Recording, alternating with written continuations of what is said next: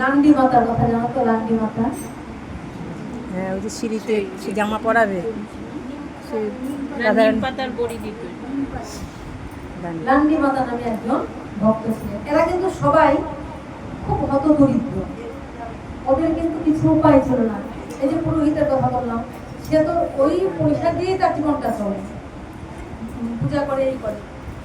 তাহলে তাদের প্রতি দেখালেন যাদের সহায় নেই তাদের সহায় হন কে? জগন্নাথ। তাদের প্রতি যারা কত দরিদ্র, যাদের কোনো পথ নেই, যাদের অনেক কষ্ট, দুঃখী, তারা যদি কোনো রকম আশ্রয় নেয়, যেমন কষায়ের কত বড় অপরাধ হওয়ার কথা, কিন্তু জগন্নাথ নেই। এবার আমরা বলছি লান্ডি মাতা, হ্যাঁ, দ্বারা লান্ডি মাতার দ্বারা নিম পাতা আর নিম পাতার বড়ি আর পান, যাই হোক কিভাবে লান্ডি মাতার দ্বারা পান হয়, এক ভক্তের দ্বারা পাবে সেটা বলবো। আর লান্ডি মাতার দ্বারা হলো নিম পাতা।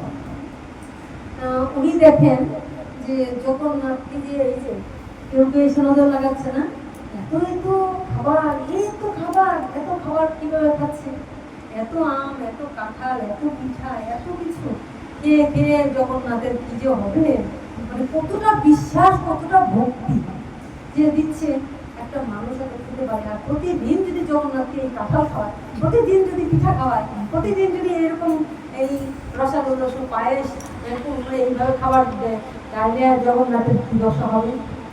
নিশ্চয় সে তো, তার মনটা ভালো, সে তো সরল, সহজ সরল, তার মনে তো কোনো দোষ নেই, তার মনে কোনো পাপ নেই।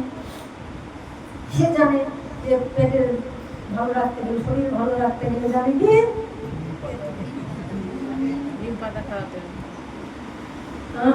এরকম কিছু ভক্ত আছে, ওই তিতো যা যা খাওয়া নিয়ে সমানে পুড়িয়ে দিয়ে আসে, যার যার ভালো সে খাওয়ায়, সে তো জানে যে সে সত্যি সত্যি তার মন শুদ্ধ।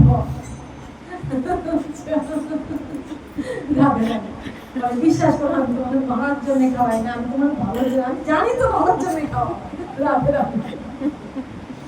বিশ্বাস করে দেখো, আমি ছাবা টাবা খেয়ে করবো, তোমার রসটা দিয়েছি, আমি ছাবা গুলো খেয়ে নেবো, কারণ তোমার যখন একটা রস দিয়েছি ওই পাতাটাও প্রসাদ, তাই এটা নিয়ে বাড়িতে খাও।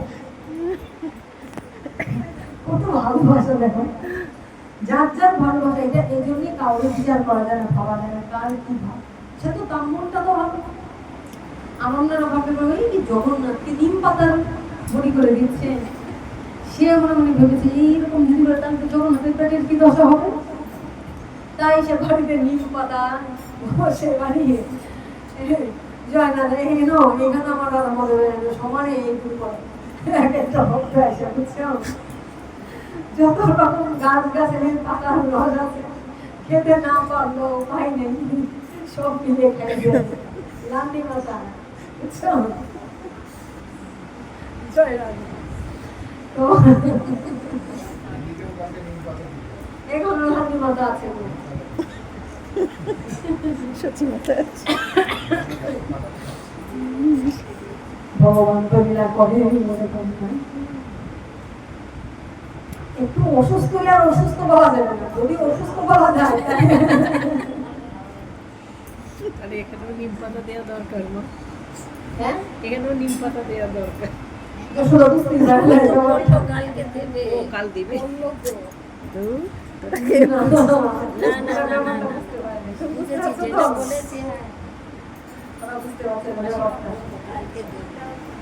বলছি এগুলো তো দিবে, যে দিবে দিবে, কিন্তু নিত্যদিন যে ভগবান রাধা মাধব আছে এটা আমার লান্ডি মাথায়,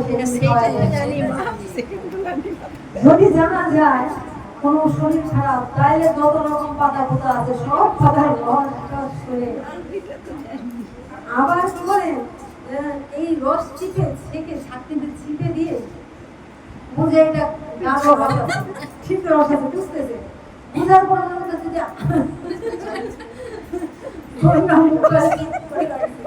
এবার রসটা কিন্তু গাঢ় রসটা দিছে, দেওয়ার পর মনে আবার ভাবছি যে দিলাম তো রসটা, কিন্তু পাতাটার মধ্যে আরো পাতাটা খেতে পারলে আরো ভালো হতো, কিছু পাতা আবার সঙ্গে অল্প করে পাতাও মিশিয়ে দেয়, পাতাটা চিবিয়ে গেলে টাটকাটাও পাবে।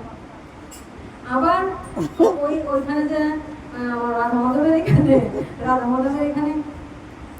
আম, আবার ভালোবাসারও পার্সিয়াল আছে জানো তো, যাকে ভালোবাসে তার জন্য একদম চাঁদটা যে রসটা আছে না ওই রসটা তুলে রেখে তারে দিবে, দিয়ে এরপরে সে যাকে ভালোবাসছে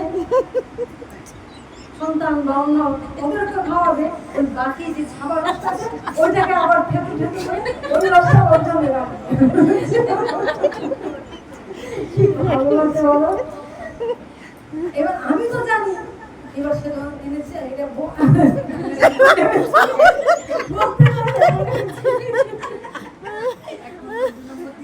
হ্যাঁ, এইটা ওর জন্য আমি এটা সে তার ভালোবাসার জন্য দিই। এবার বলি বলছি আমি তো, এবার আমি তখন দেখতেছি যে ওইটা বম্বে যাচ্ছে কেন, এটা এনে আসছে কেন, আমি কি করেছি, আমি যখন ওইটা নিচ্ছি এটা তোমার না ওটা ওর, আমি না না ঠিক আছে এটা আমি খাই, ওটা তুমি খাও এটা। মা সত্যি তুমি মা, তুমি অন্তর্জামী, তুমি ঠিকই বুঝে যাচ্ছ, আমি জানি তো আমার এটা দিবা, তুমি যখন আমার দিচ্ছ আমার মনে হয় আমার থেকেও এটা দিলে ভালো হবে, যেটা টাটকা রসটা আমাকে দিচ্ছ আমার মনে হচ্ছে আমার না দিয়ে ওরে দিলে ভালো হবে, তুমি তোমার ভালোবাসাটা আমাকে দিয়েছো আর আমি মনে করছি ওরে দিবি, বাকি দাঁড়িয়ে করে একদম সুন্দর করে রস টস করে ওটা আবার একটু পাতলা করে দিতে হয়, আগে তো সুস্থ হতে হবে মায়ের, আর বাকি ছাত্রা সব নিয়ে যাবে আর সেটা নিয়ে যাবে, আবার আমি তো ভয় পাই কি কাজ করবো আমি, কি করবো ওটা নিয়ে যাবে, ওটা শুকিয়ে বড়ি বড়ি করে প্রতিদিন খাবে, আর যে আসবে আমি তো সব বোনাস করছি একদম দূরে যাবে, যে আসবে তারই মায়ের প্রসাদ করে করে শেষ হয়ে আমি কি করবো এই ধরনের পাগল নিয়ে বলো তো? ওইটাতে রাখবে আর রেখে রেখে বলবে এটা মায়ের প্রসাদ, এটা কি কথা, তো প্রসাদ তো দেওয়া হবে, এটা তো করতে হবে না, সেই কারণে এই প্রসাদটা সবাই খান, জানি না এইরকম পাগল ভক্তরা, এই জন্য ভাব বোঝা কঠিন না, কে কিভাবে করে আমরা তো বুঝি না। দেখো জগন্নাথ এখানে কি বললেন, কোন কথাটা বলছিলাম, পরে চিন্তা করলো যে কি হবে, এই তো জগন্নাথের যদি এরকম ভাবে পেটের দশা কি হবে, তাই সে জগন্নাথের যদি পেটের অসুবিধা না হয় তাই সে কি করে, ওই সে নিম পাতা দিয়ে বেটে বেটে বড়ি টড়ি করে এনে নিম পাতা ভুলে এবার অন্যরা বলছে কি কাণ্ড, তুচ্ছ তাচ্ছিল্য করে ফেলে দিবে, এবার দেখো তার ভাবটা তো জগন্নাথ ঠিকই বুঝতে পেরেছেন যে কোন ভাবের থেকে আমাকে এই সেবাটা দিয়েছে, কারণ উনি তো কিছুই খান না, এই যে এত বেশি দিচ্ছেন তাও খান না, ওটাও খান না, আবার ভক্তি করে দিলে ওটা না খায় নিমের রস, তাই তো সত্যি তো তাই, প্রচন্ড হাসি এইরকম ঘটনা। তাহলে লান্ডি মাতা এটা গেল, আচ্ছা এইবার দাও একটু দেখে নি,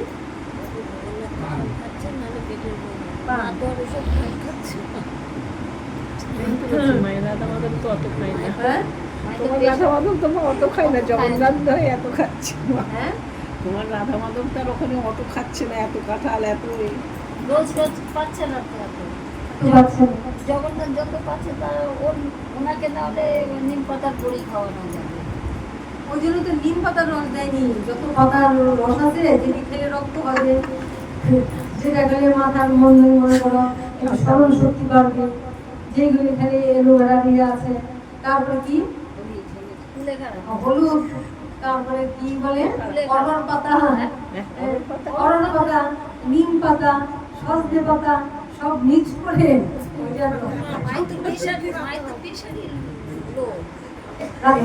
যাই হোক, যে যার ভাবে দিয়েছে সে তার ভাবে দিয়েছে, তাই না, সে তো ভালো বুঝিয়ে দিয়েছে একদম, এইগুলি হয় আর কি।